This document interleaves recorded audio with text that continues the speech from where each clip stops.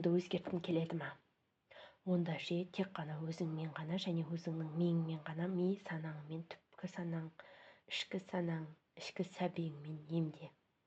Егер сіздің өміріңізді өзгерткеніңізді қаласаңыз, онда себебін іздеу қажет. Сіз өз санаңызды қалай пайдаланасыз? Сіздің ойлау образдарыңыз бен көзге елестетуіңіз қалай болмақ? Сіз бір уақытта позитивті, негативті ойлай аласыз. Өзіңді мақсатыңа жететін адам деп елестетіңіз, бейнелеңіз.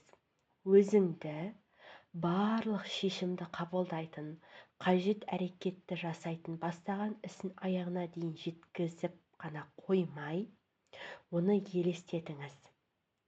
Оны сенің жаңа кейпің болуы керек. Жаңа кейіпке алмасу қажет. Бастаған ісін соңына дейін жеткізуге, санаңда, миыңда сен қай кейіпте боласың, ол соны сіңіреді. Санаңда, миыңда адам өзін жалқау деп елестетсе, ол солай болады. Сіздің санаңыз бойыңызға сол кейіпті, сол бейнені сіңіреді. Тап осы санаңыздағы өзіңіз туралы образ сізді ұстап тұрған жалғыз нәрсе. Бұл образды неге өзгертпеске? Мына техникамен өзгертуге болады. Өзіңнің есіміңді атайсың. Әрекеттерің адамды, мені дәл осылайша образда өзгертіп жатыр деп елестетесің. Сен бастаған ісін соңына дейін жеткізетін адам деп қана елестетпей, сонымен қатар өз әрекетін жасап жатқан, ұнататын адам деп елестетіңіз. Нәтижесінде әр істен, қадамнан елестете отырып ләззат алыңыз. Оны әрбір істі табысты санаға қосуымыз керекпіз. Бізге жасап жатқан ісіміздің әр қадамын, әр сәтін сүюді үйренуіңіз қажет. Кез келген нәтижеге жетудің негізгі қадамы шешім қабылдау. Жалқаулықтың шешімінен шығуға, бастаған істі кейінге қалдыруға, бас тартуға шешім қабылдау. Бұл шешімді қабылдауды ми қажет.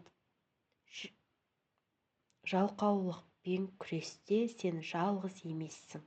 Сондықтан дәл бүгін өзіңді, санаңда ынталы, нәтижелі бастаған ісін аяғына дейін аяқтайтын адам ретінде бейнелеп елестетіңіз. Елестетуіңізді бастаңыз. Мысалға, қалай елестетесіз? Өзіңізді тып-тыныш жерге отырып алыңыз және көзіңізді жұмыңыз.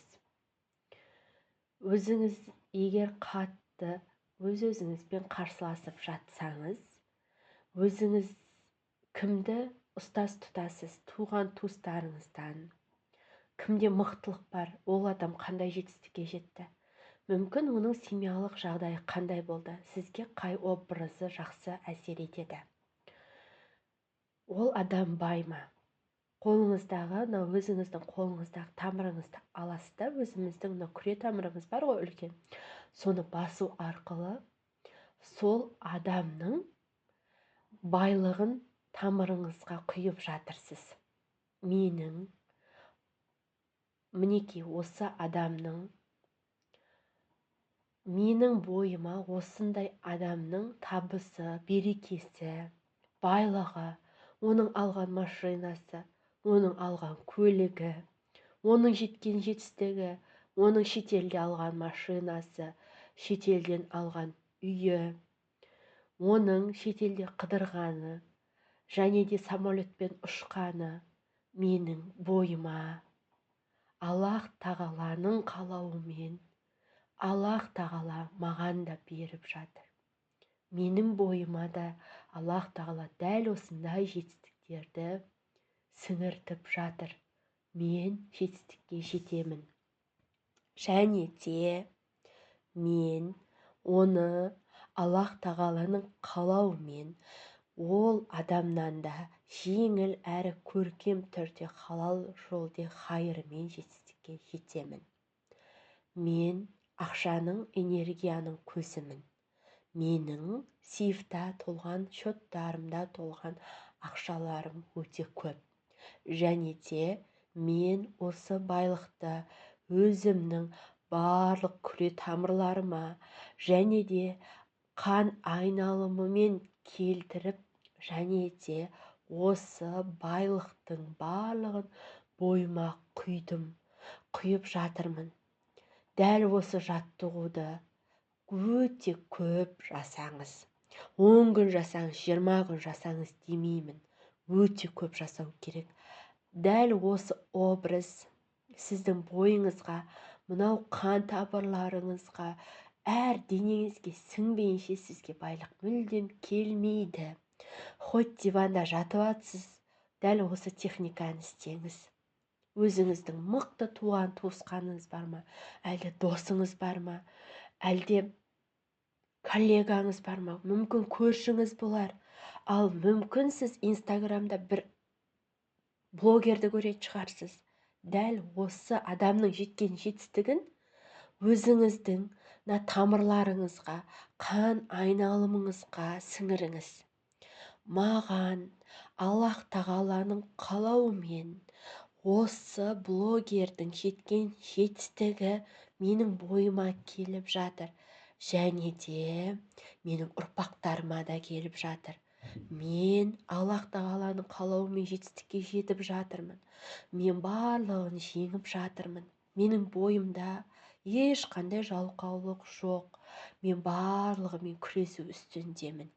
Және де мен жалқаулықтың барлығын жеңдім. Қалай жеңдім? Ең бірінші Аллах тағаланың қалауымен. Аллах тағала қалап маған дәл осындай пендемнің образынандай қылып маған жасап жатыр. Маған да беріп жатыр Аллах тағала. Және оған да берсін. Оған да еселеп берсін.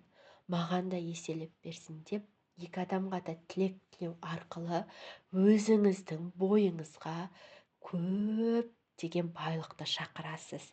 Ең алдымен байлық шақыру инструкциясын өзіңіздің мына қолыңыздағы, миыңыздағы, бойымыздағы қан айналымымызға біз құюымыз керек.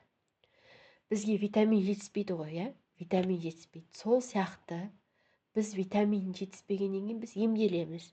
Біздің жан тәніміздің емін кімнен іздейміз? Біз дәрігерден іздейміз. Ал сен өзіңнің жан тәніңнің емін осындай сабақтар арқылы емдейсің. Саған көптеген мүмкіндік келіп жатыр. Әрбір күн ризық, әрбір күн береке, әрбір күн табыс, әрбір күн минут, секунд саған ақша құйылып келіп жатыр. Сен соны сезесің бе?